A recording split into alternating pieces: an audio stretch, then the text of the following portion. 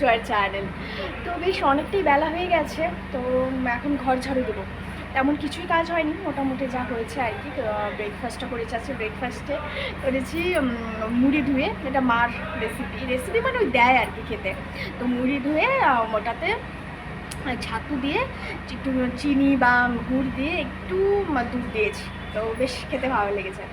তো দুধ যেহেতু বেশি খেতে পারি না, আমি তো খাই না, তো আজকে তাও একটু দিয়েছি। তো এইদিকে দেখ, কাপড়গুলো আজকে আমি ঘুম থেকে উঠেই সবার আগে কাপড় দিয়েছি, কারণ কাপড়গুলো আমার শুকোতে হবে।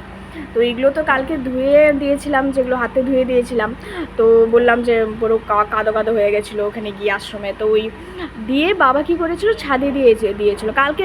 তো যেহেতু বৃষ্টি হয়, মানে দুপুর থেকে সারা রাত্রেই প্রায় বৃষ্টি হলো, তো পুরোটা ভিজেছে। সন্ধ্যার দিকে এনে এখানে রেখে দিয়েছিলাম, কিন্তু পুরো ভিজে গেছিলো। আবার পুরো ধুয়েছি, কিন্তু পুরো ভিজে গেছে ওগুলো। আর এইটা তো ওই চা খেয়েছিলাম না কালকে ট্রান্সের সামনে গিয়ে আর কি, তো চা পড়ে গেছিলো, আবার এসে এইটাও ধুয়ে দিতে হয়েছে। তো কাপড় একদম পুরো এগুলো এখনও ভেজা। একদম এটা তো ওয়াশরুমেই রেখে দিয়েছিলাম, কারণ বেশ মোটা জিনিসটা, এটা বাইরে মানে জল ঝরতে সারা রাত্রেও লাগলো।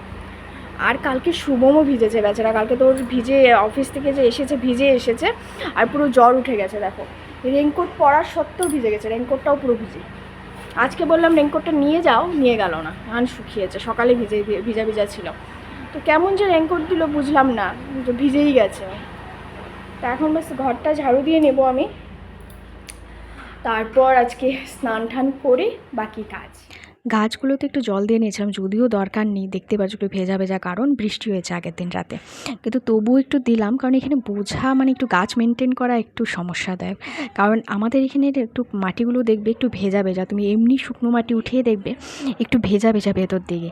এখানে কিন্তু তেমন না, এখানে একটু বালির মতো, তো একটু হলেও একটু জল দিতে হয়।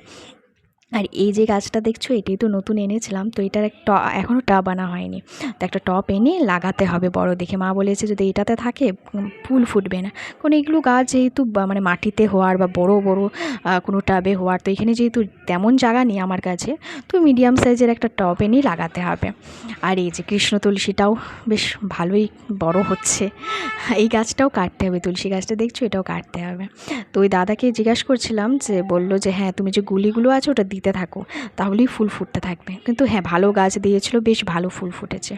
আর তো এদিকে আমি ওই সব কাজ শেষ করে স্নান করে রান্না করতে এসে গেছে। রান্না বলতে আজকে আলু ভাজা করেছি শুধু, কারণ শুভম বললো আসবে না, আর আমার না মানে ডাল থাকলে একটু কিছু ভাজি খেতে ইচ্ছে করে, আর খুব হালকা পাতলা খেতে ইচ্ছে করছিলো পান্তা ভাত। যেহেতু আগের দিনের ভাত নেই, তো পান্তা তো হবে না, তো অ্যাটলিস্ট ডালের সাথে একটু ভাজি করতে ইচ্ছে করছে।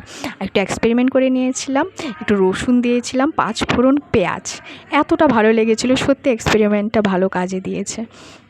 তো সেটা আমি ভেজে নিয়েছিলাম, শুভমকে একদিন খাওয়াতে হবে, আমি এটা ভেজে সেটাই ভাবছিলাম। আর একটু আচার, একটু কাঁচা লঙ্কা, একটু পেঁয়াজ দিয়ে একদম বেশ খেয়েছি।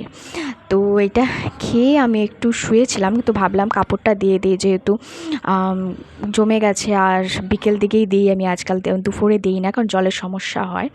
কিন্তু আজকে তো মানে বিকেল দিকেও জল ছিল না, আমি যখনই দিই আমি জানি না কেন আমার সাথে এমনই হয়। তো এগুলো আমি কাপড়গুলো দেখছিলাম, তো দিয়ে আমি একটু শুয়েছিলাম, তো দেখলাম যে জল চলে গেছে। আমি বললাম এটা কি হলো, তারপরে আবার সন্ধ্যাবেলা এসে আবার দিয়েছে, আবার মানে হচ্ছিল, আবার কুইক ওয়াশে কোনো রকম বারবার কুইক ওয়াশ করে দিয়েছে। আর এখনও সত্যি কথা বলতে আমি জানতাম না যে কি হতে চলেছে একটু পর। তো আমি তো আরামসে সন্ধ্যাবেলা কাপড় এগুলো হয়ে গেছে, কাপড় শুকোতে দিলাম, তারপর একটা ফোন আসলো। আর সত্যি কথা বলতে মনটা খুবই খারাপ হয়ে গেছিলো, খুবই বলতে খুব বলার মতো না। তো নেক্সট ব্লগে নিশ্চয়ই বলবো কি হয়েছে কি না। তো এখন দেখছো আমি দাদাদের ঘরে এসেছি, অনেক রাত্রে এসেছে, 10টা 10:30। একটু শুয়েছিলাম, আর গোলু খেলছিল পাশে বসে, আর খাওয়া দাওয়া করে নিয়েছিলাম। আর যেহেতু আজকে দাদার বার্থডেও ছিল, তো তেমন কিছু সেলিব্রেশন করেনি, তো প্ল্যান করেও আসা হয়নি, কিন্তু মা একটু পায়েস করেছিল, তো ভাবলাম মন যতই খারাপ হোক একটু মুখে তো দিতেই হতো, শুভ দিন বলে একটা কথা। তো আজকের দিনটি এভাবেই শেষ হলো। আজকের ব্লগ যদি ভালো লেগে থাকে তাহলে লাইক, শেয়ার, কমেন্ট, সাবস্ক্রাইব করে পাশে থেকো।